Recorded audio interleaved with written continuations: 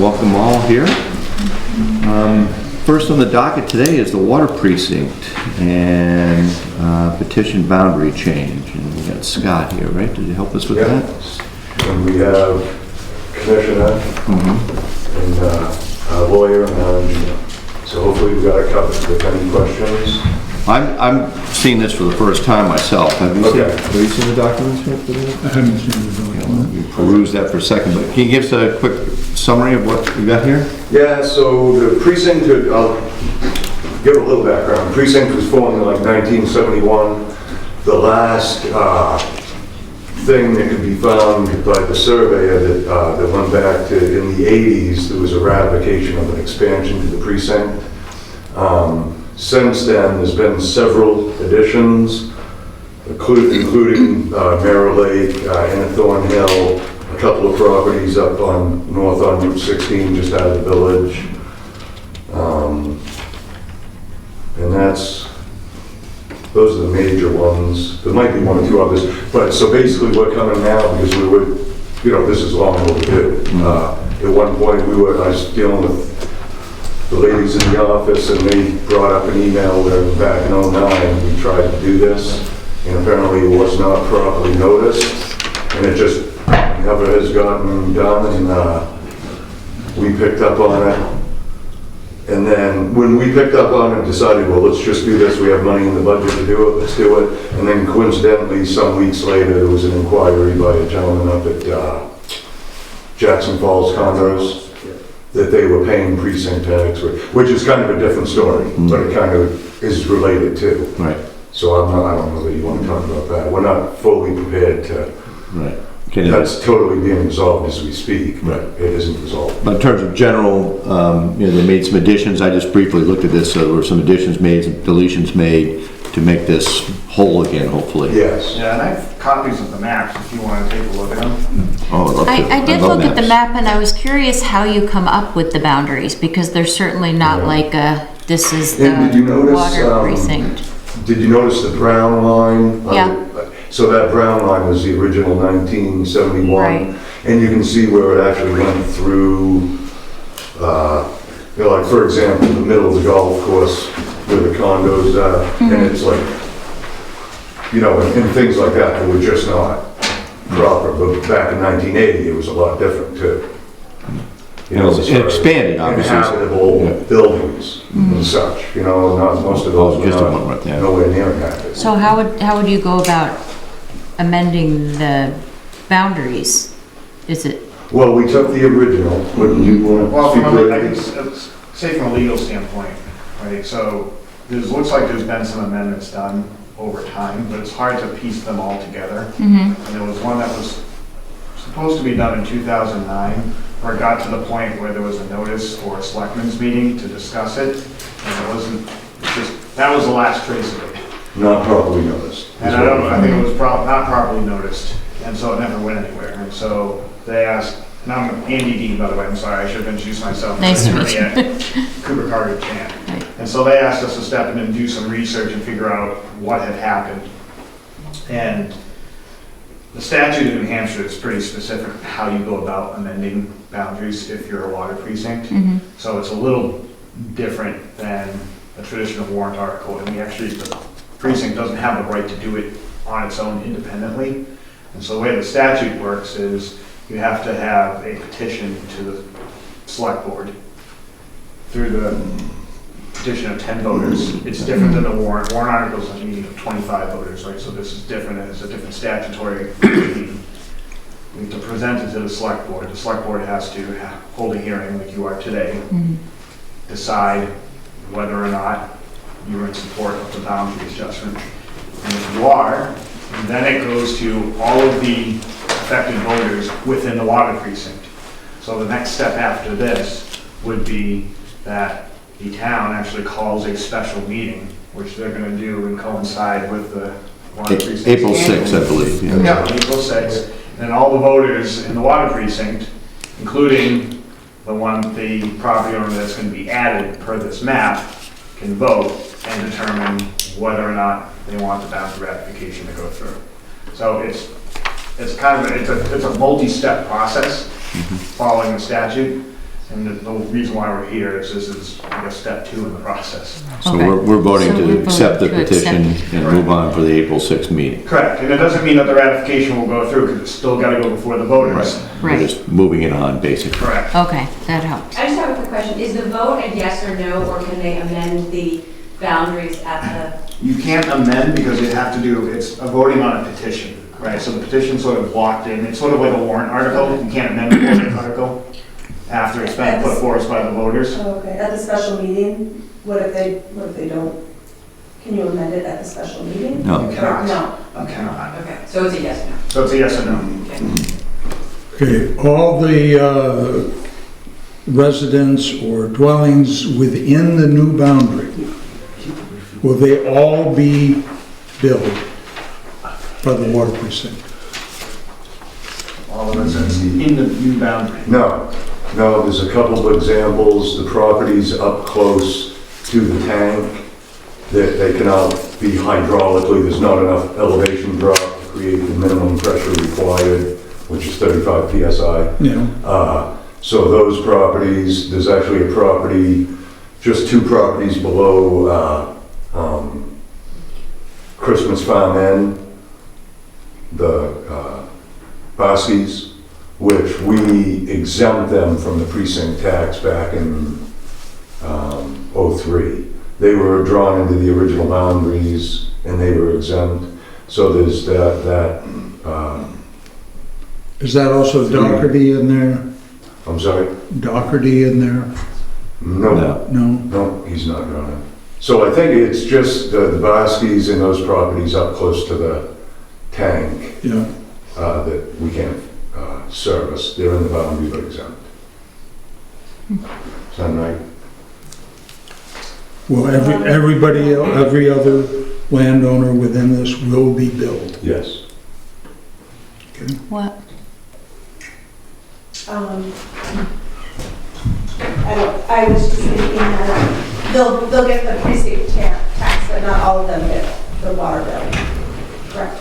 The water precinct tax. Yeah. Right. They'll all get the. Yeah, whether they elect it or not, whether they elect to participate is a different Right, story. They'll get the tax on their tax right. bill. What you're saying is they may not be connected, Right. which is true. They may not be connected, but if they're in the precinct bounds, water is available to them. And if they choose not to, they'll still pay the tax. They won't pay the water usage. Right, I was gonna say, they don't get Just charged that. for They're water. not using it.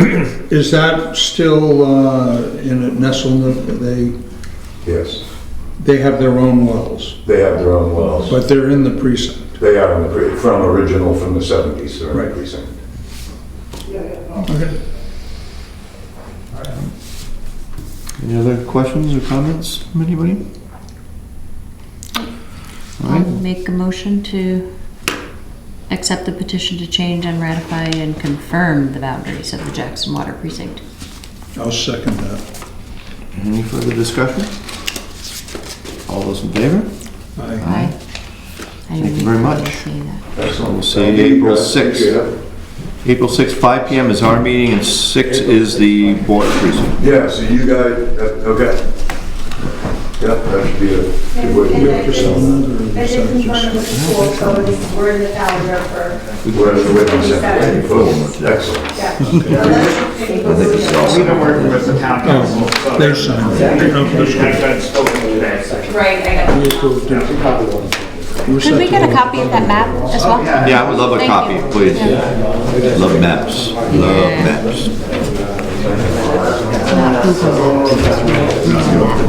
I gave one to the gentleman in front of me. Got it, thank you. Thank you very much. Really need to read. Holy cow!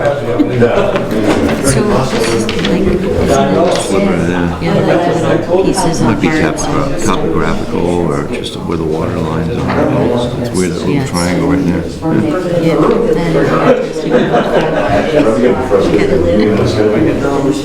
okay. All right, moving on here. Item 3 will be the approval of the minutes from our February 4th meeting. I'll entertain a motion for that. I make that motion. I will second. Any discussion? Nope. All right, this was for the public hearing and ordinances on February 4th that we're looking here. All right, all those in favor of approving the minutes? Aye. And why do I have 2 pages? Oh, the two sets. One, they were just broken out. One was the regular meeting and the other was the Gotcha. Budget. Very good. All those in favor? Aye. Aye.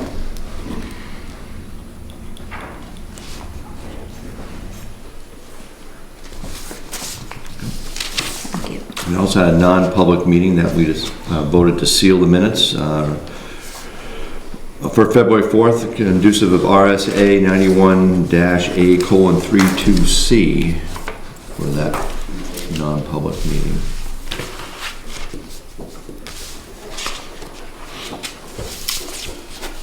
Thank you.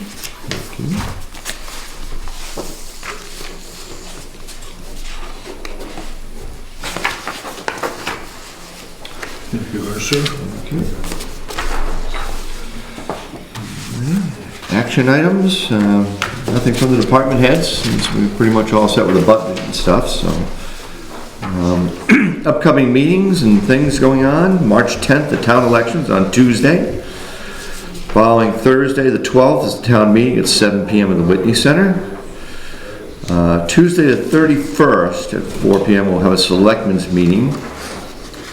And then Monday, April 6th at 5 p.m. will be the water precinct hearing at the Whitney Center or the town office to be determined. And then Tuesday, April 14th and April 28th will be the April selectmen's meetings, regular ones back on schedule. Questions on that? Sarah? Do you happen to have the dates for the school meeting? Not off the top of my They're head. on our website. I don't have it off the top of my head, no. Let me see if I can- She'll look it up. And they haven't brought the books yet, the budget books here yet? I'll do pretty soon. Yeah, they have to be out by Tuesday. Okay, so I'll check them, thank you. Anything else on that? All right. Item 5, petition article, resolution to take action on climate pollution. Explain. That's what it says there. Okay, well, I'm Bruce Curtis McLean, and I submitted the petition for this warrant article to be voted on at town meeting. And it was suggested at the time, I come to your meeting, I get to see if you have any questions about it. I'm not sure how much what explained meant. And not just what it said there. I did leave a piece of paper that I don't know if you had a chance to look at to explain what the petition is about. I can explain more now. I'm just seeing it right now for the first time, so. Do you have some background on it for us, or? Sure. There's a bill in Congress for dealing with reducing carbon dioxide, which is causing climate change. It's got over 100 sponsors, I think, in Congress. It's mostly Democrats, but some Republicans also. And it's not moving very much. So a number of states have taken on to do a similar thing state level. To the idea would be to put pressure on Congress that if enough states are saying, hey, we want something done, then Congress would get the message. So the warrant article for Jackson is the same thing that's being submitted in, I think, about 35 towns in New Hampshire. And the idea is, it's called the Carbon Cashback Coalition. And by that it means putting a fee on importers of fossil fuels into the state. And what I'm talking about at the state level would be exactly the same thing that would happen nationally if Congress passed the same bill. But some states are going ahead and trying to do it state by state. So a fee would be charged to producers of carbon pollution, mainly Gas. oil, gas, coal coming into the power plant down near Concord, propane, electricity brought in from out of state, which of course then raise the prices that they would have to charge. And instead of this money, it's not a tax, because if it was a tax, this money would go to government to do with as they see fit. It's called, the carbon cashback name is also in the federal bill, they call it fee and dividend. So the money charged would be put in, the money collected from the company, carbon producing companies would go into a dedicated trust fund. And then that money would be sent directly back to, in this case, the citizens of New Hampshire, minus, the initial administrative costs might be 5%, and 95% would be returned to people every month in a check, eventually hoping to get it down to 98% returned. So, the point is that it's basically a free market solution. The government isn't deciding, how to get rid of carbon pollution. It would be leaving it up to basically the polluting companies, who would be in their interest, of course, to come up with less polluting measures, because as their fuel and so forth becomes more and more expensive, people are going to be turning away to probably hopefully find less expensive methods, and the producers, of course, would then, in order to remain competitive, would be, instead of putting more effort into taking fossil fuels out of the ground, to developing more renewable energy sources. Where does the money go to? You said when we get a check back, and where does it go? The money well, the check is divided up evenly to every citizen in the state. Federal bill would also give a half a share to minors. So if you had a family of 4, you'd be 2 full shares and 2 half shares. So New Hampshire residents would get a check back? Is that? You get a check. And so basically, instead of putting that money into the government deciding we're going to do research on solar, we're going to do wind energy, the money goes right back to the people, but the fossil fuel producing companies are going to be forced to deal with it, because their product is going to get increasingly more expensive. The fee would go up every year, based on the ton of carbon pollution that they were producing. So as the fee gets higher and higher, more pressure is on them to come up with something that customers want to buy more, and people who get their checks can do with whatever they want. And I think it's about 3,350 U.S. economists have argued for it. The Wall Street Journal has had articles in favor of it, saying that this is really the fairest way. By returning the money directly to the people, they estimate about 60% of people in the country would actually make money on it. And that's not the whole purpose of it, but your fuel oil and gas prices and so forth are going to go up. This check you get will help either just cover the Increase, gas, yeah. or when you buy a new car, you might think, maybe I'm going to buy more fuel for the car and use this money for getting my kids' teeth fixed, or whatever people want. People who are very large fuel consumers, if you own several homes and have a yacht and fly all over the place, you're not going to get back nearly as much as you're paying in increased costs, of course. So the idea is to see if the towns will approve the warrant. And all the warrant does is urges our legislators in Concord to approve the New Hampshire bill, which is known as House Bill 735, which is already being discussed in Concord. Although at the moment it's not going very far, because Governor Snood has said that he would veto it. A Senate bill? House bill. House bill. The Concord House Bill 735, the federal one is HR 763, House Resolution 763. That's and the wording is slightly different, but they basically do exactly the same thing. And then the idea would be, if some states do it, and that forces Congress to take action, if Congress ever did adopt a policy, then all the state policies would immediately cease, because it would work much better if it's done on a nationwide basis than if it's state by state.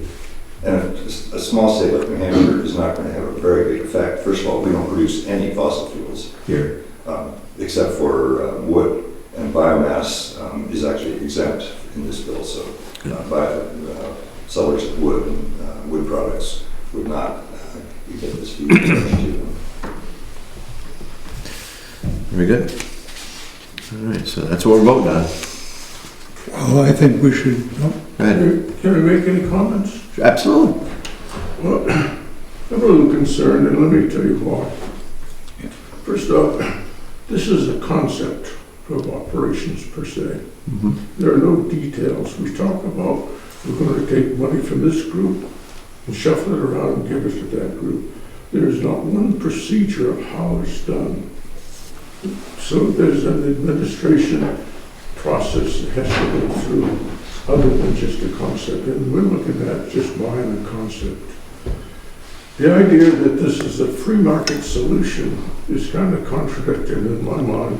A free market solution run by the government, whether it be at state level or be it at national level.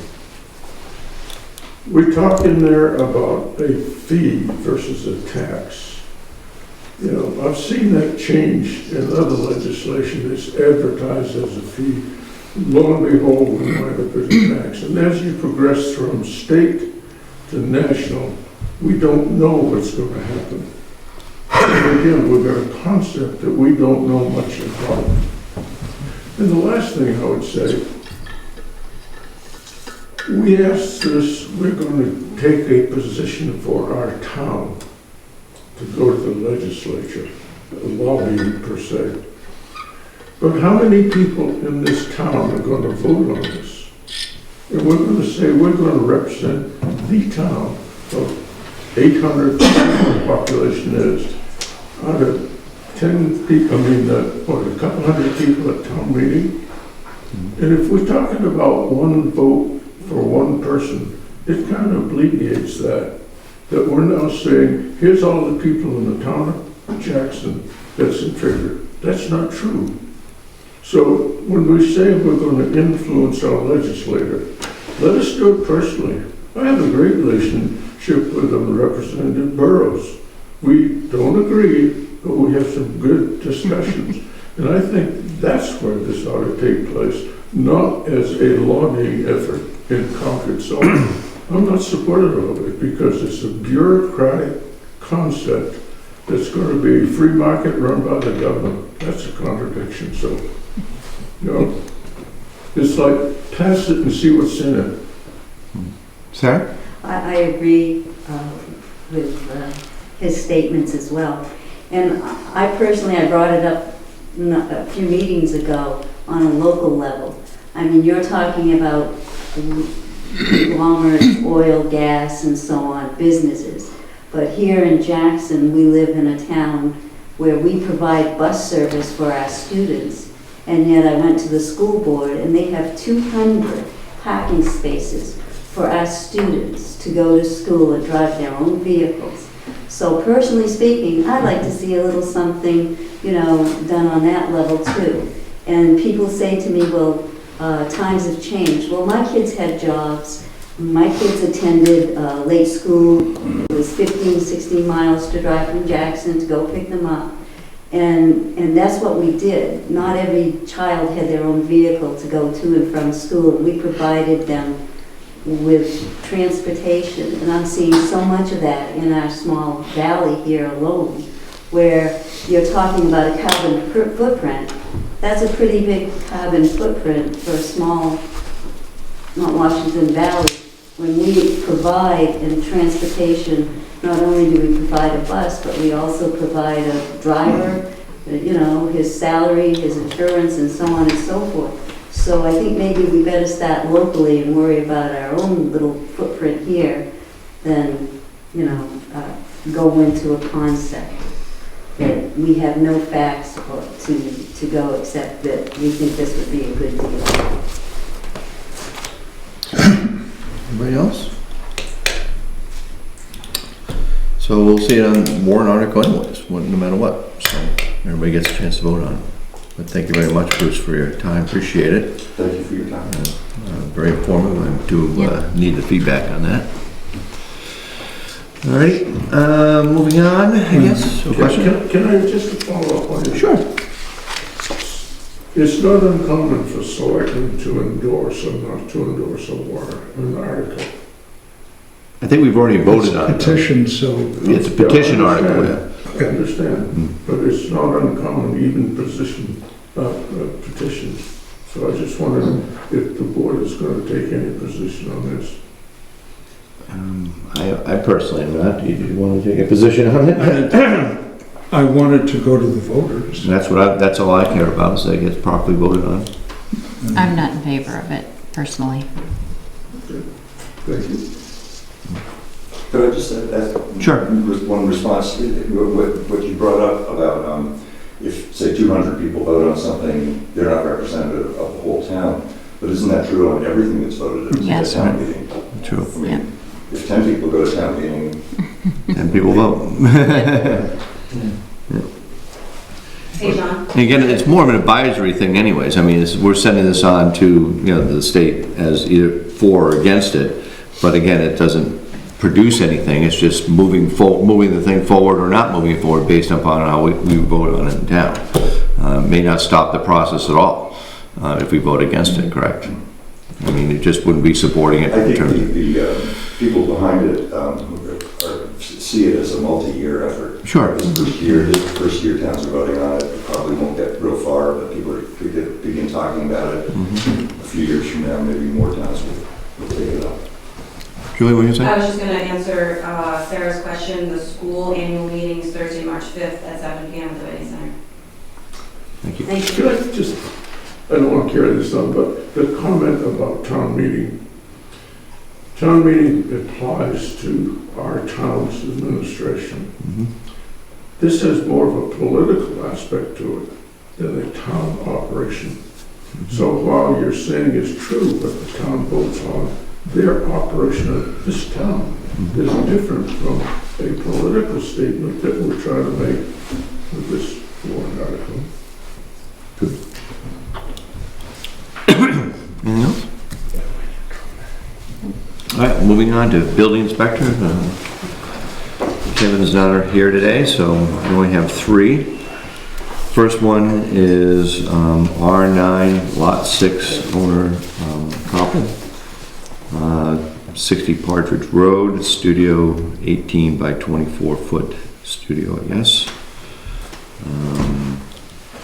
Studio addition, excuse me, studio addition. Second one is R30, Lot 14, owner is Lloyd, 650 Dundee Road, demolishing existing house. So And it's all done. is it all done already? You're right by your place, right? You probably heard. Last one is V03, Lot 02, owner Eagle Mountain House, 179 Carter Notch, to replace a boiler.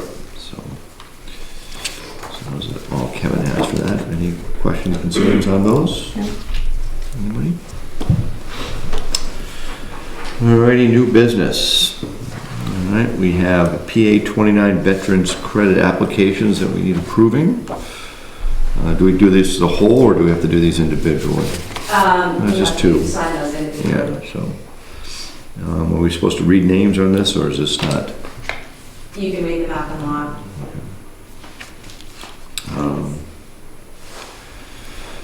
This has all been vetted by their DD 214. Yeah, I think that's it. Correct. So, first one is Curtis Habrash. I can't pronounce that. Habrash. How do you pronounce that? Yep, I'm just like you did. Habrash. Okay. Thank you very much for throwing me under the bus on that one. Yeah, sorry. R17 is the in lot E07, block 31A for the first one. I'll entertain a motion to approve that one. I'll make a motion to approve that. When was the veteran? 82, is that right? Yeah.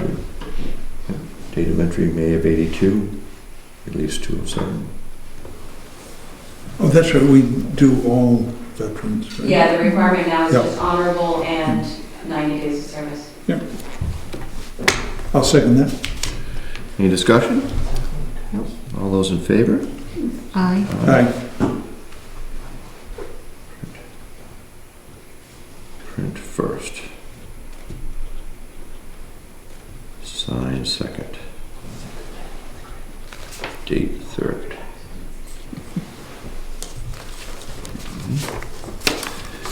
Get And to say it again. yeah, we have to do it twice? Same one? So, 2 people, same household. oh, so Robin, Habarash, H. entertain a motion for Robin's service and as vet, and I'll make that motion. And I will second. any discussion? All those in favor? Aye. Aye. So more than one spot there that I missed. Okay. So now to you. Okay.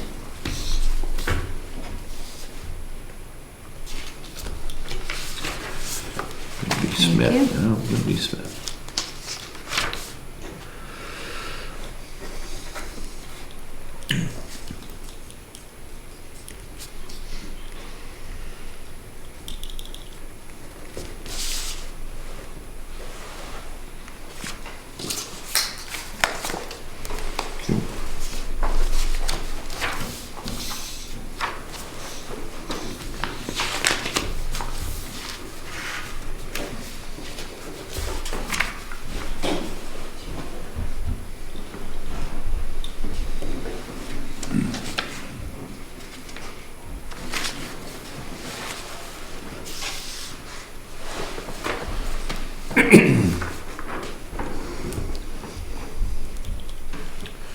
What a day yesterday was, huh?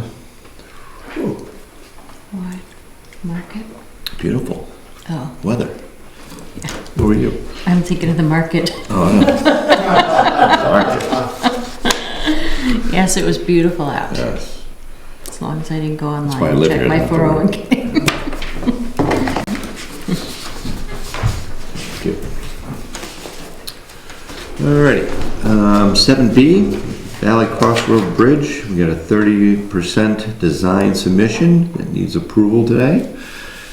Burr, you got the lowdown for us on this? Let's see, I just looked over the plans that GPI or Steve submitted, and everything looked like what we've talked about in the past as far as bridge, sidewalks, those things.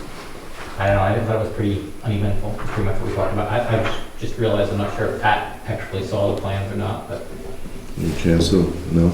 Not sure, I don't know. Trying to look at everything. I think I've it was gotten, but- pretty much a carbon copy, wasn't it? So are the trusses still an option? yeah, so they put the attachment points in this design so that if the town decides they want to put the trusses back on, they can do it. And my understanding is that the trusses are going to be sort of a separate item for discussion at town meeting. Right. And if the voters want them in, the bridge has got the attachment points to do it, and if they don't, they just don't put them in. And I guess the next steps, I was emailing back and forth today, and I guess once you guys approve this, then GPI will submit that to the state for approval. Once that happens, I guess at that point, we would try to schedule, maybe in April at one of the selectmen's meetings, a discussion where town people can weigh in on more design factors in the bridge. And at that point, the town meeting will be done, so you'll know whether the trusses will be part of that or not. And do you know if the trusses are used, is that going to reduce the roadway? No, they're just going to put it in the, Offset it. they've got a guardrail between the, so there's the roadway, which is whatever, they widen it out to, I don't remember. It was 18 feet, I think. Yeah, I think they widen it out. So the roadway will be the same? Right, and then there's a guardrail, and then the sidewalk. So the trusses would go basically on top of that guardrail on that side, so it just takes up basically the same width as the guardrail. So I'm saying there's no significant. I think my thought was to allow a plow truck to go through with the wing down, 18 feet would work. If the trusses went in and reduced that Right. roadway, then it would make it very difficult on maintenance, school maintenance. So I'd like to make sure that, you know, we don't infringe on the roadway. Yeah, I think on the upstream side, the trusses actually go outside of the guardrail.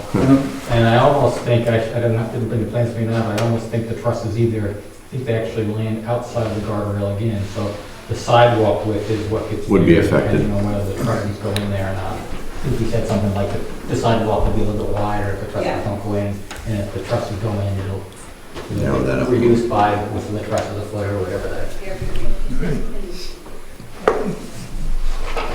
Any other discussion on it? We have a discussion. If you get 5, I guess. What's this cost the town? Well, it's roughly $1 million, and we have to pay 20% of it. So it's roughly 200,000 $220,000 or something. to replace the bridge, yeah. $1 million bridge. Some sort of, $1 million bridge, roughly 968,000, I think it was at the last number I saw. And then it would be another 40 if the trusses go back up. 45, I believe, was the estimate. 45. I That believe we so. would have to absorb ourselves. Right. The truss is a side thing we're voting on. so the total cost to the town is these pluses add up. About Oh, yes. 250, yeah. Yeah, it'd be I'm sorry. 250, It'd be 250 about with- 250 if the trusses get approved. roughly. A little bit more, actually. Yeah, I think it went up a little, because what is it, like 222 or 220 I've got something? 211 in my head. Yeah, Yeah, I would say that was the last number I saw Yeah. too. Well, we got a honeymoon bridge, now we got $1 million bridge. right? Let's have $1 million honeymoon. No. No, no. You're So right. do you, A lot of groans on that one. do you all agree that we Yeah. can tell them? Yeah, I was just gonna put that to vote. Are we all set with that, or are we gonna entertain a motion to Yeah. pass on the 30% design submission as approved? I will make a motion to approve that 30% design submission. I will second that motion. Any further discussion? No. All those in favor? Aye. Aye. Thank you all. Highway truck replacement. Oh, wait, Wait, I got one more question. DOT bridge preservation review. Oh, I'm sorry, I circled that prematurely. The DOT bridge up Route 16. Now, I originally thought that this bridge was the one in town, but it's not. It's up by Dan Place. Yep, this is the last bridge before you hit the national forest. Yeah, and basically, I had emailed all of you, and they were just asking if you had any issue with, did they say they were changing the, They're taking off the, There's some Stone facade, and they're gonna replace it. They want a suggestion or recommendation, or, they're just asking if you have any issues if they remove, you know, if they take that away, do you have any input, do you have any comments? They want to know if we're going to be offended, aesthetically offended, if they don't put that back in. And I think the only people that see it are a couple of fishermen that might want to, because you drive across the bridge and you don't even know there's a stone facade. Why are they doing it? Safety? Is it deteriorating? Is it Resurfacing the deck, the resurfacing? they're, taking the concrete out Yep. and resurfacing what they need to do. But I'm sure it's gonna cost a lot of money to put back the sides the way that they did.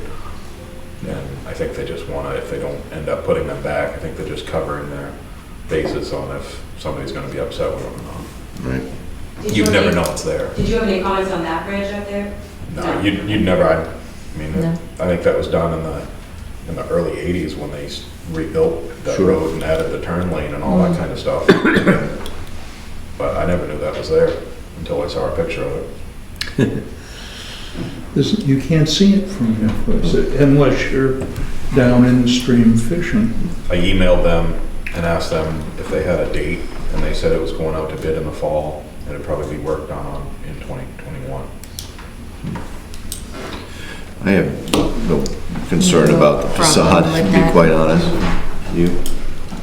If they want Mr. some extra Fisherman. I trusses, want them if to we have some extra trusses, we might have. be as economical as they possibly can. Yes, agreed. Putting that bridge back together.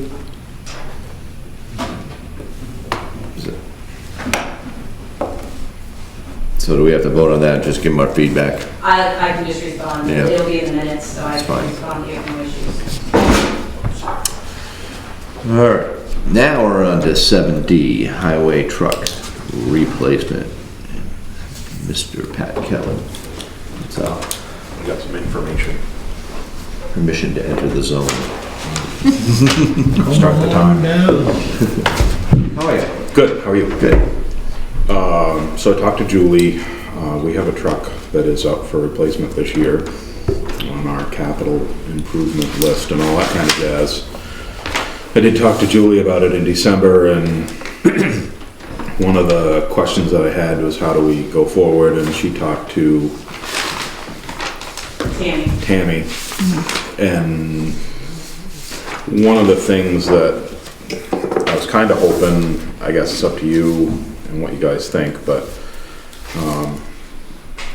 I ran out my numbers on equipment and trucks and the purchases and dates and all that kind of stuff, and it all kind of works with making sure that the trade-in or the resale or whatever you do with the old piece of equipment goes back into the capital reserve fund. He's got a copy. I think I have a copy too, if you guys want to look at it. As opposed to the general fund? Yeah. I thought that went back to the general fund when we sold something. Well, so that was part of the discussion that we had, and there. If we put that trade-in value back to the expendable trust, I know he's it's- run out the figures. Basic figures, not accountant This isn't- certified Right, interest and, but it just allows us to stay on schedule for the trucks. But, you know, if we get $35,000 for an old truck, Right. it would be helpful to apply that money towards the next purchase. I mean, I don't know, I haven't gone through this process officially. I ended up purchasing a truck, but everything was, all the warrant, all that stuff was all situated and done when I took over, so, I mean, whatever you guys think is best to do with the money, I'm fine, just running out the numbers the way we're doing it. I mean, we may decide to change capital reserve funds and maybe we balance, I don't, you know, that's all stuff that's, can change year by year, so. So which truck's being replaced? It's a 2008 International, And, it's 12 years old. I think it's the longest highway truck we've ever kept. what are this, like, how are you going about purchasing a new one? Well, I've got bids on, I've gotten 2 prices on trucks. The third person, Peterbilt, Kenworth didn't give me a price because I don't know if they want to build an all-wheel drive truck or not. An International really isn't something that we want personally, from all the trouble that the state of New Hampshire has with them. I think it's a truck that you stay away from. I got a price on a Peterbilt, I got a price on a Western Star. The Western Star is cheaper. We have a Western Star now. The second big truck that we have is a 2010 Western Star. It'd be basically the same exact truck, so that, I mean, oil filters and fuel filters are interchangeable, so you save money in having stuff and that way. Can I get a copy of the quotes and the specs on them? Yep, Email or whatever is yeah. easier for you? yep, you can. Thanks. And then also how, for the International that you're trading or getting rid of, how, are they including the trade-in in the price? I don't have a trade-in price because he said Okay. it's really not gonna get anywhere near the value of it. We're Well, that's, yeah, I was definitely gonna say be off it's selling better it. to keep I would them. assume it would bring at least $30,000 back in. I'm guessing on a trade, it would be, I don't know, 15, 20, Yeah. maybe, something like that. Right. You're not gonna value it the same. It's somewhat of a time, What's the bid on the Western? the truck Western. is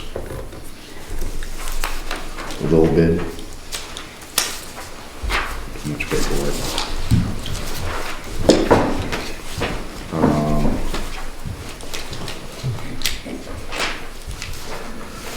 The truck is 141,321 41. for the cab and chassis.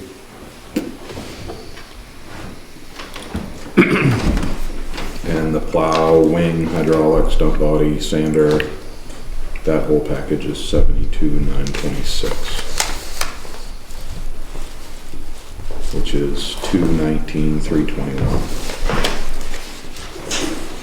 219 total? 321. 219 total? Yeah. Call it 220. Thank you very much, Bruce. Thank you. There's a couple of things. The truck manufacturer isn't 100% sure I can get it with snow tires. Might need to buy snow tires for it, I'm not sure. Need a radio, it's $1,000, probably do that out of the budget, whatever. I haven't priced out different sander bodies because of what we have works really well. I was talking to Dick about it today. Stocking parts. You stock one chain instead of two chains. You know, there's sprockets and gears and spinners and all that kind of stuff. We had some of that stuff, so it's kind of it works for the town. I mean, you know, Bartlett went and changed up their body design, I think in 2011, and they found they couldn't drive the truck anywhere. And about 3 years later, they took the truck and took the body off and bought a new body for it. So, like, you have something that works really well for the town. It's kind of, as far as the terrain and topography and all that kind of stuff, so. How's the truck that you're getting rid of, how's that, is it dying a slow death, or is it? It's got some rust that's going on, and, I mean, it's not in absolute disrepair, no. Had some motor work done. We were doing exhaust manifold gaskets yearly on it because the exhaust is international. In 2008, they they went into, like, the truck world went into emission stuff. Yeah. And International was trying to do it internally, and everybody else went to diesel exhaust fuel fluid. And like the 2010 that we have takes exhaust fluid, and the 2008 does it internally in the motor, and it runs like super hot. So you're you're putting money into it though? Yeah. Yeah. Got it. And it's a matter of you can run longer, but we need to increase the repair budget. It's, No, I was just curious. It's a matter of, you know, which way you want to go. No, I was So, just curious what state it's the in body now. it's like, I mean, you go up and look at it and it looks fine. I mean, there's definitely some rust going on the bodies that we paint them every year, every other year. But it's like all of the plow components are 12 years old. So, I mean, a plow is $8,000. So all the plow pins and the holes that all the plow pins go through are just, when they've been repaired, you know, there's a block that's on the front of the wing that's $2,000, and it's like the trip edge for the spring, and we've replaced both of those on both trucks, but Got it. So are there any parts that you'll be using from the old truck? Not parts, but the components, like you got the plow and the sander, nothing else is you're buying all new? yeah, because the sander's part of the body. Got it. It's a combination. I mean, the plow is, the other truck that we have, the plow, I gotta kind of look at the two plows and make sure which one's they're only 2 years apart, but the other root is about twice as long, almost 3 times as long, so there's a lot of wear. They're 2 years apart, but the life is getting, so look and see what the better parts, if there's something that's better on one truck or another, we'll keep the better part. But, so I know the body company, in talking to them, they're pretty much, if I called them tomorrow and said, go ahead and order it, it's probably October before it gets worked on. So it's a time sensitive somewhat. We don't have months to decide, or we do, it's a matter of it's gonna go through next winter or not, so.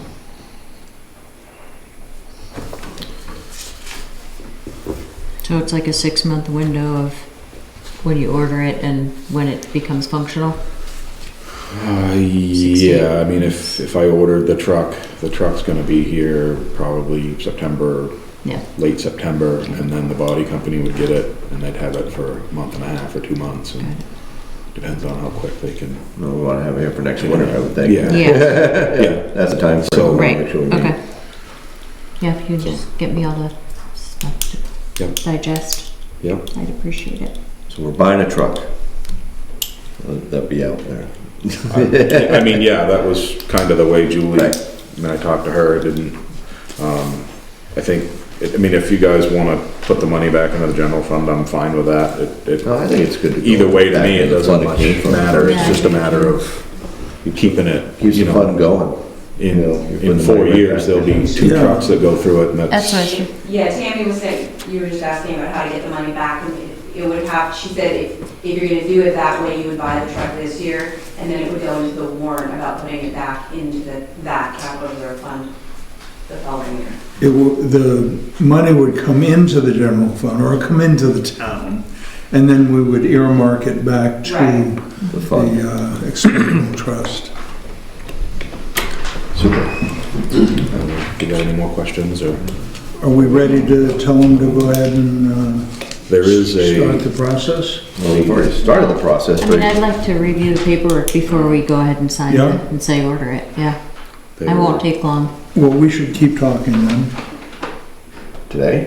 No, whenever Absolutely. after you Look at the paper? peruse the Absolutely. figures. Yeah, and I understand, I appreciate the time sensitivity, so I, won't take it on vacation with me or anything. No, thank you for your work on that. we're gonna have, I'm talking to Dick, the other truck, the 2010, the sander, the body is in pretty rough shape. So, I don't know, it may last next year, it may not. We may have to purchase a sander for it. The bodies are super expensive. I was told by the sales guy that I've been dealing with this was 2010, Tenco was going like down the tubes, and they got picked up and they got fixed and everything's all good, but in 2009, 2010, they were buying like very, very, very, very poor quality steel. And between that and for 6 years, that truck didn't really do much except plow, so it sat all summer, so if anything kind of got trapped anywhere, it was not good for it. So I don't know, we're gonna have to get through the end of this season and really assess it and see what it's gonna take for work. But potentially in the fall, we may need to buy a sander for it, I'm not sure. What are you looking at that? What do they run roughly? It's, the sander, a slide-in stainless steel sander is about 11,000. The body, if I took the truck to the body company and had them replace what we have, just the body, it would be 41,000. Wow. So, but Which just so- sounds Which better truck to is you. that for? I like 11. Which truck is that for? That is our 2010 Western. And I think this is, we have to see what happens at the end of the year, this year. Right. I don't, See what's left of the yeah, I body don't and want the to surprise you in sander. the fall and say, hey, I need to go buy a sander. So you guys. You already surprised me. Yeah. Too late. It's, just wanted it out there for you. Thank you. Appreciate your efforts on that. Thanks, Pat. Any other questions about the truck? Concerns? Nobody wants to donate one? All right, item 7E is a cemetery lot agreement. This is for Robert Cheney, number 39. Entertain a motion to sign, and seal, and deliver on the cemetery lot agreement with Robert. Which cemetery? Which cemetery? It doesn't say cemetery, it's regular Jackson one. It's Dundee. Dundee? Is it Dundee? It says on there. Dundee, yeah, right there, Dundee. Oh, I see Right there, that. Dundee. Right there in blue. Right there in not blue. black and white. So I'll entertain a motion to approve the lot agreement for Robert I'll Cheney. make that motion. I will second. Any discussion? No. All those in favor? Aye. Aye. Is this the time for the Yep, forestry? yep. F? Yeah, we've got an F. We got an F. We have a late edition. Update your programs. Uh-oh. The Conservation Commission has asked to have an update on the forestry plan for our town forest. And Forest Land Improvement has made a proposal, which they did the original forestry plan. And I think it would be appropriate to use them for the update, because they already have a wealth of knowledge and maps and, you know, pictures.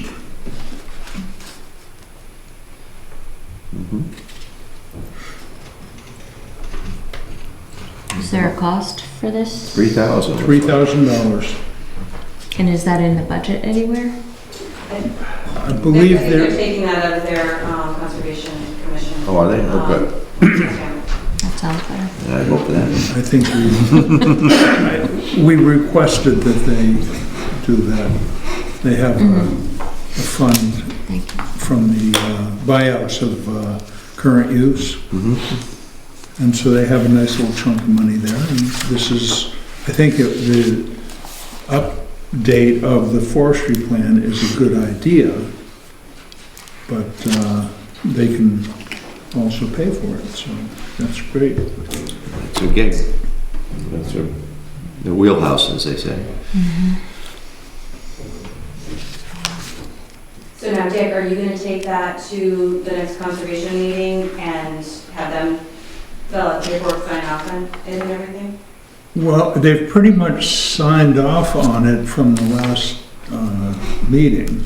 Okay, so, And that's why I think this proposal came in, because of a direct contact with Forest Land Improvement. So I'm happy to sign it and bring it to send it them, back, okay. but It's up to you guys if you want to sign it here and I can send it back to them. we're the ones that make the agreement. The Okay. Selectmen make the agreement, they don't make agreements. So if everybody's happy with it, I'd say we go ahead and sign it. And is this part of a phased deal, or this is the whole thing? It says field work to occur, so all the field work is included, and this is a I'm sorry. one and done deal? It's not like a phased approach to... No, this is it, right?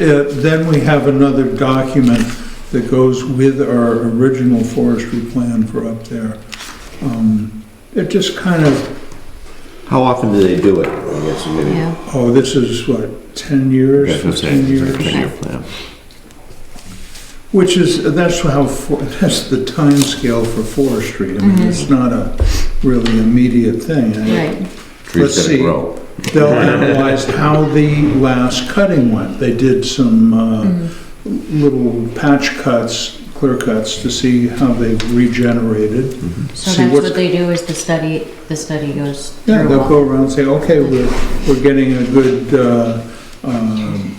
hardwood regeneration in this area, and this one is wet, so we won't look at it again for, 50 years. I won't be here then. Jeff? What are we getting out of this? I mean, you're studying this, you're cutting it, what? What's the Well, benefit? the last cut, Yeah, I know the last one, I've revenue, been by several times. Yeah. excuse me? I've been by this cut and the mess that was left behind. What, they're gonna go up there and cut, what are they cutting for? Well, that's what I think the forestry plan does. It gives you an idea Yeah. of what to expect Are they down the getting road. anything out of it, is what I'm saying? Are they going up there, just cut it, lay it down, haul it out, chip it, biomass? What are they, I mean, that's what I'm saying. I think that now they're pretty much doing whole tree chipping, pulp, and any saw logs are coming out. And I think at the landing, they're grading out what is harvestable. And I think they go and say, okay, we have, say, some birch over here that's, mature enough to harvest. So is the town getting anything out of it, or just cost us, you know, when they harvest this? Do we get, yeah, you're talking about the taxes we get for the, No, we're getting any The yield from benefit of the timber. yield from the timber. We do get some income. Well, that's what I'm asking, it's just gonna cost us. What's the offset gonna be for that?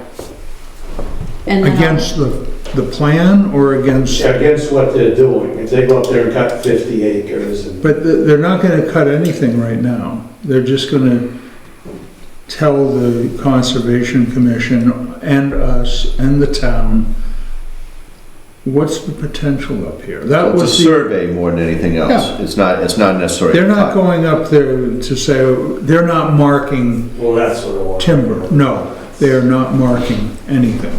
So they're just doing an inventory of what's up there for future cuts or future whatever they have to do. And I think that it would That be way. good to, you know, kind of analyze the orchard, which you've been mowing, and see, you know, do the trees need to be treated again? I mean, apple trees It needs to be, Don't it needs to just- be pruned, yes. stumble along and produce. I mean, you have to kind of help them. So I imagine that it would be, you know, a recommendation that we get some money aside to do another pruning of the orchard. And also, they're talking about, which I'm not in favor of, a study for recreation up there, which I don't really understand because, well, one, the Conservation Commission has some very intelligent people on it, all versed in recreation, outdoor. I don't think we have to pay some consultant to tell us what the recreational possibility. We're not gonna build a cabin up there and rent it out to people on Airbnb. weekends. We have, let's see, when Class 6 road. Yeah, Dexter Harding was at the school, with fireworks. he brought the school kids up there and they camped and they did I thought, a smack up job. They looked at the history of all the cellar holes and they identified as best they can where they are, and I don't know what other recreation we can have. Skiing up there. It is still for hunting, hiking. I think we don't need a recreation study. If anything, it's just encourage families to go up there and use it and figure out ways, you know, do you need picnic tables up there in order to, you know, go on up and have a Sunday picnic up there?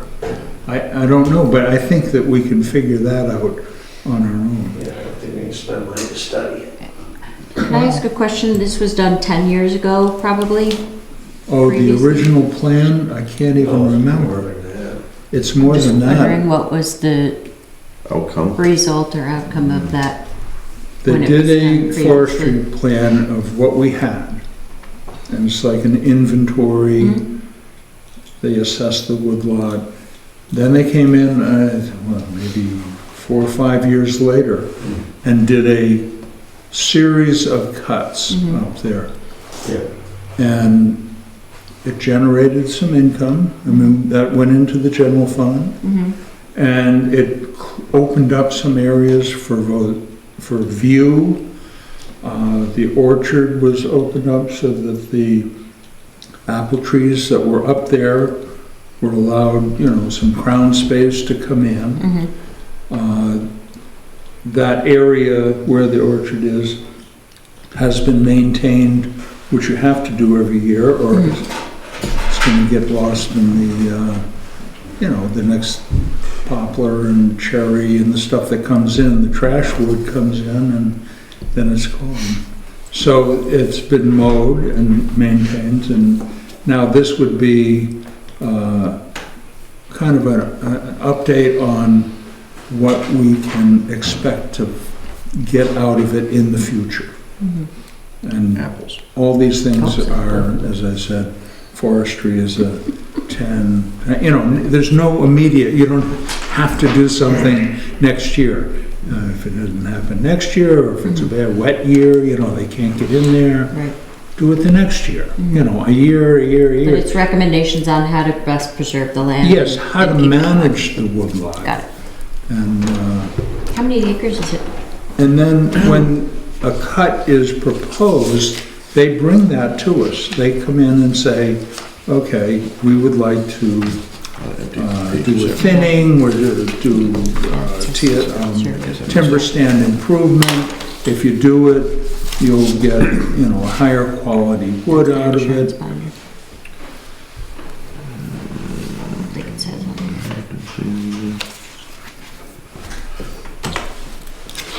Well, I don't see where this would be a bad investment. I mean, like I said, it's in the Conservation Commission's wheelhouse, it's Right. their money. Right. You know, if they are interested in doing it, I have no problem with it. Do you know how many acres it is? 500. Thank you. Should ask him first. George? The question is, why isn't a member of the Conservation Commission here to explain that to all of us? Well, I'm the selectman's representative to But the, my question is, I'm the representative to the Conservation Commission, and I have listened at the meetings, and that's how the whole proposal came in. We discussed it. Yep, seemed like a good idea to have a, you know, upgrade. I don't know what questions you might have that aren't being answered, but I'd certainly try to answer anything you have. no, you answered my question, that's all.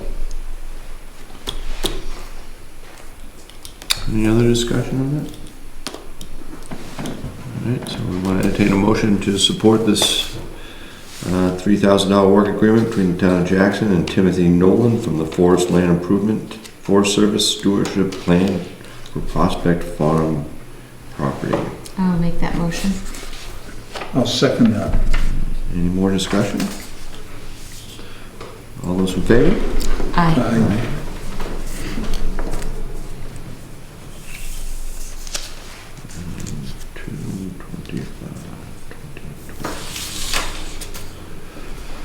Alrighty.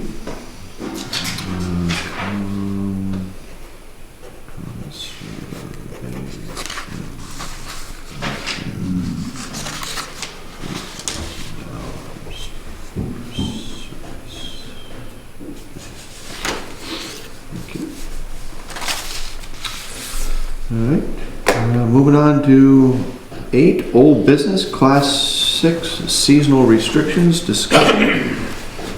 Chief? Yes, well, we made, you know, we've had some really good dialogue and discussion. Over the last, I think we had 2 meetings, maybe this is the 3rd one. Just for everybody's edification, you know, there was some concerns, valid concerns raised.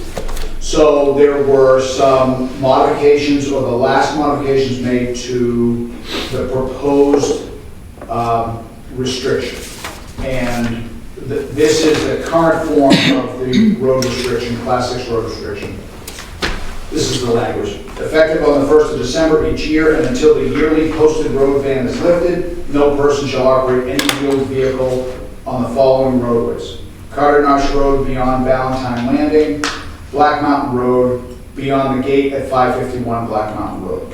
Violations of this rule, along with other civil and criminal penalties, may result in a $100 fine for the first offense and $250 for any subsequent offense. Exemptions. These are the exemptions to the regulation. Property owners or their accompanied guests are exempt from the regulation when traveling to and from the owner's property. Municipal highway work vehicles and emergency service vehicles are exempt while in performance of official functions. Commercial fuel delivery, agricultural equipment involved in farming, that does include timber under the definition of farming. Commercial milk delivery and vehicles used in the production and transportation of maple syrup are exempt. Those are the same exemptions that apply to road bans when the mud season is. And licensed hunters, while lawfully engaged in hunting or retrieving game, nothing in this exemption suggests or infers it is lawful to hunt from a vehicle, because it is never lawful to hunt from a vehicle. So that's the current restriction. I think it addressed the legitimate concerns of, property owners and people who are timbering. I know the Davises are currently timbering. And also protects the people that we allow and encourage to use open roadways recreationally. I guess as an interesting aside, we've had this conversation, we've had this discussion, let's say over 9 weeks. And some of the suggestions, well, it kind of happens rarely, and it doesn't happen that often. But not only does it happen, and has happened every year, 2 weeks ago, we had a family from away driving on the golf course on the cross-country ski trail because they thought it was a road. Now, they weren't tearing up the town, they just were confused about the roadway because it was a groomed track, and they were cruising the 8th, 9th, and 10th hole of Were they headed for the covered bridge? That's what I said. They didn't make it They that saw the cover bridge. nobody was hurt. It doesn't look like there's any damage, but it was a significant complication. And the ski touring center, in conversations with their insurance carrier, are not going to tow vehicles anymore. So, my concern is, some of the concern was, well, we got to keep the roadway open for emergency vehicles. Well, a car or a truck stuck on these roadways beyond the point that you can see is going to substantially interfere with emergency services. It could even interfere with the lawful timbering of the property on Black Mountain Road, because if a car goes up there, even more so now because it's plowed for the timber access, they go up there and get stuck, then it's going to complicate that event. But again, the focus of this recommendation is because we allow people to recreate in an open roadway, and I think we have an obligation to keep them safe. And although, as Rick says quite clearly, you can't fix stupid, you can, but regulations and ordinance can dissuade stupid, it can dissuade reckless, and it can let me and the rest of the officers hold them accountable if they do it in contravention to the rules. So that's the reason for it. Pretty self-explanatory. Comments? Rick? Take a breath. Yeah, well, that's, you said wheeled vehicles, so ski touring is track vehicles after road ban. What's the question? You said no wheeled vehicles. Wheeled vehicles. After posted roads. Right, a tracked vehicle's not a wheeled vehicle. Yes, but they gotta have a wheeled vehicle to get the track vehicle there. Right. And they're noted to truck during posted roads. Well, I think they truck to Valentine Landing and then they offload the, Yeah, well, they usually don't do that on Black Mountain side. They're noted to come up the Betty Whitney Trail and lick it right up Black Mountain or right to the end. Track vehicle. what is your question? My question is, are you gonna arrest them or just say, don't do that again? You talking about the snowcat I'm talking about the snowcat as an all-terrain vehicle. going from the Betty Whitney From Trail? Betty Whitney Trail right up Black Mountain Road. We do get complaints on that occasionally. We do address it when we get complaints. And It's every no, we're year. not going to arrest somebody because it's not really an arrestable offense. It sounds, Unregistered vehicle on highway, everything. it's not arrestable. No, it's a summons, a ticket, an arrest. So yeah, I mean, we get complaints about a lot of things. That's one of them, and we address those complaints and we handle them appropriately when we get them. But with regards to this request, a tracked vehicle is not a wheeled vehicle. The language of wheeled vehicle is used in this recommendation specifically because wheeled vehicles are a classification, a statutory designation of vehicles, as opposed to tracked vehicles, snowmobiles, any vehicle that travels on a track is not a wheeled vehicle. Wheeled vehicles are Wheels. so that's why it says wheeled vehicle. But to answer your question, yeah, we enforce all kinds of laws. We get complaints about all kinds of stuff, all the time. Say every year they do it. Yeah, and then some, for that, and people, but we have rules that we can enforce should our, gentle persuasions and strong recommendations don't work. Right. In this particular case, we don't have any rules.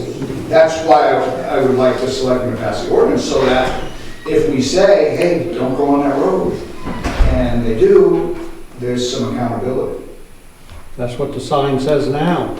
Pass at your own risk. Up at Windy Hill, it says pass at your own risk. Okay, but and that's a great point. But the problem with allowing people to drive on roadways that we also allow to ski and snowshoe and play in the roadway is the person in the vehicle may pass at their own risk, but that sign doesn't say pass at your own risk and put everyone else at risk. That sign regulates the driver and puts the driver on notice with statutory language associated with Class 6 roadways, that the roadway is not maintained and driving on it could put them at risk. There's no way anybody interprets that sign as saying, I'm driving on a roadway where people may be skiing around the corner, and that sign applies to drivers, it doesn't apply to skiers. That's what the recommendation is trying to protect, is the other people we let play in the road when it's open. Yeah, but it ain't just skiers. We were fencing there last summer and I got directed traffic up there, the cars going by. There were no skiers within bare ground. Subarus going by, Jeeps going by, on-off-road motorcycles going by. Okay. So I'm saying, you have your work cut out if you sit there. Okay, well, if you're up there and you're at risk, call us. We have No, we'll take care of it. We have laws we can enforce during that period of time, like speeding or reckless driving. We don't have any rules currently that will They will pass protect, at their own risk. excuse me, they're not passing at their own risk. They are putting others at risk. That's why that sign doesn't apply and the rule doesn't apply. The sign is to put drivers on notice that driving on a Class 6 road can be dangerous to them. And then we can be absolved because you have some limited liability. But that's not how we use Class 6 roads, those two in particular. We allow people to recreate on them, but then we don't really do anything to inhibit, restrict, or enforce cars driving down the roadway. For instance, let me give you a concrete example. We have a bridge dance every year, and we fill the bridge with people having a great time, and we close the bridge. Well, the reason we close the bridge is because it wouldn't make a lot of sense to let cars keep driving through the bridge while people are dancing. It's the same thing. We let them play on the bridge, so we circumvent the traffic to keep everybody safe. We should do the same thing on roads we let people ski and snowshoe on. To me, it seems kind of commonsensical. Yeah, but that's a whole other ball of wax. The main highway here, that's not a main highway. It's worked for 100 years. Okay, Pat? So I have a question on, and by no means am I trying to argue, but how are we gonna, I mean, if Ski Torrent says they're not gonna pull anybody out of there anymore, how do we deal with somebody that goes up in there? I mean, your fine isn't gonna stop them from being there. If they've chosen to go through, and now they're up there, and now they're blocking the road, and Ski Torrent can't get through, and we can't get a snow machine up there to save somebody because they're hurt, or, you know, whatever, something's on fire, like, how do you, I mean, obviously we're gonna have to post it and say the road's closed between these dates, or whatever, however we're gonna sign those two roads, but we haven't necessarily eliminated the risk, other than one small deterrent saying, please don't drive up here. Well, I think we have to find a balance. First of all, to totally eliminate the risk, you would subject the road to gates and bars during that period of time. That wasn't really a palatable decision for anybody. The idea of having regulations and signage, you know, that communicate the regulation is that some people will be inhibited. You know, when you're driving down a roadway and you see a sign that says 50 miles an hour, you probably take a glance at your speedometer. Yeah. Particularly if there's a cop there, because the sign said that's the speed limit. You're like, you know what, I don't really want to get a ticket. So maybe if there's 10 fools that are going to drive on that road when they shouldn't, maybe 5 of them will be inhibited. So you've cut the problem by 50%. So maybe out of the 5 that will go down there, you know, 1 gets stuck and we hold them accountable. The fine holds people accountable. That's how we hold people accountable in the criminal justice system. You give them a fine.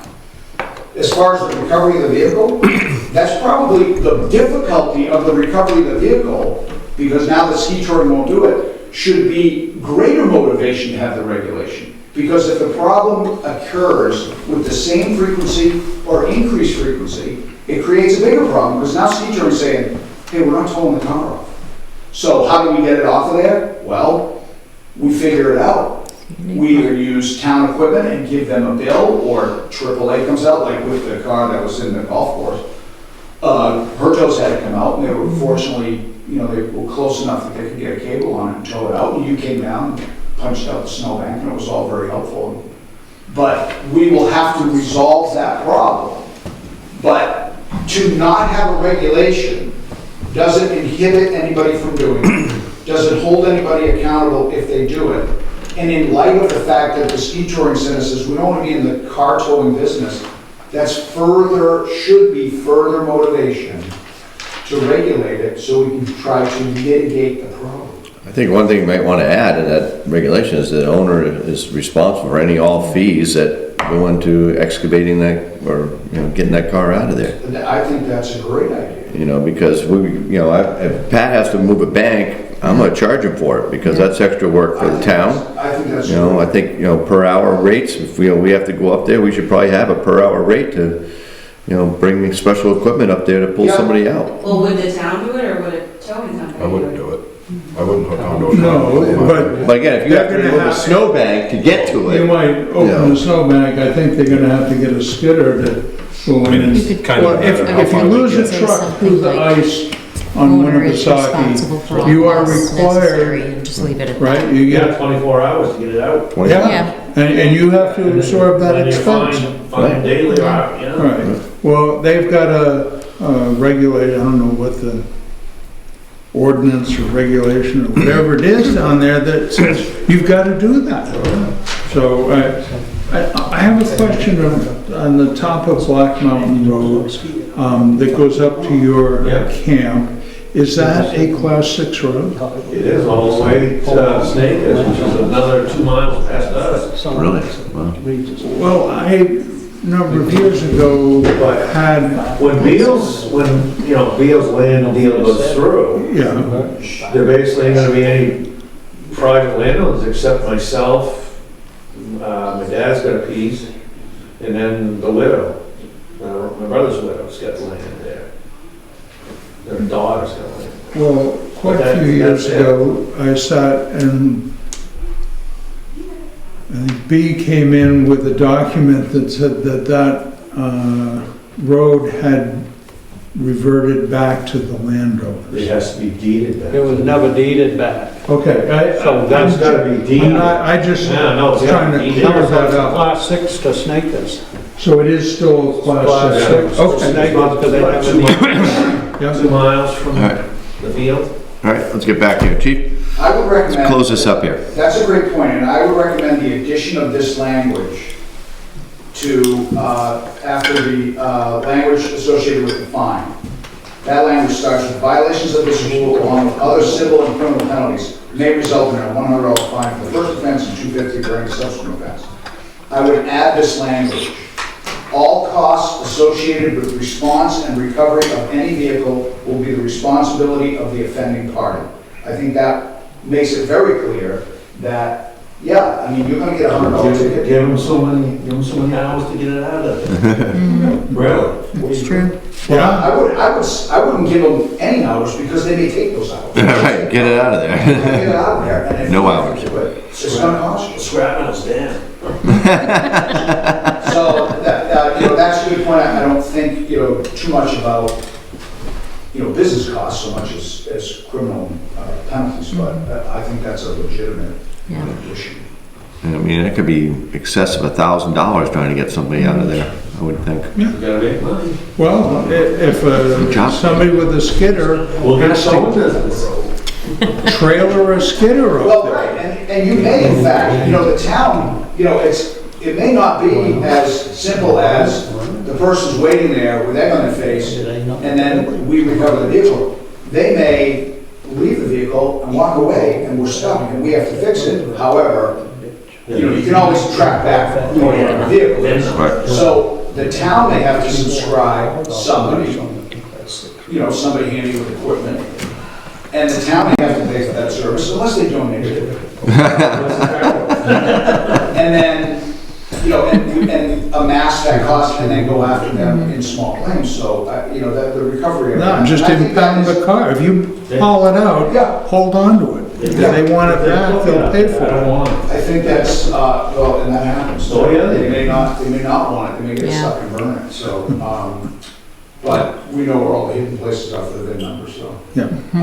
So, yeah, that's totally legit, and like I said, that's why I like the discussion about it, because, it's a living document, and it can be, modified up or down. Again, it's totally the selectmen's decision. It's my job to present, areas of risk mitigation and criminal justice for the protection of all people here.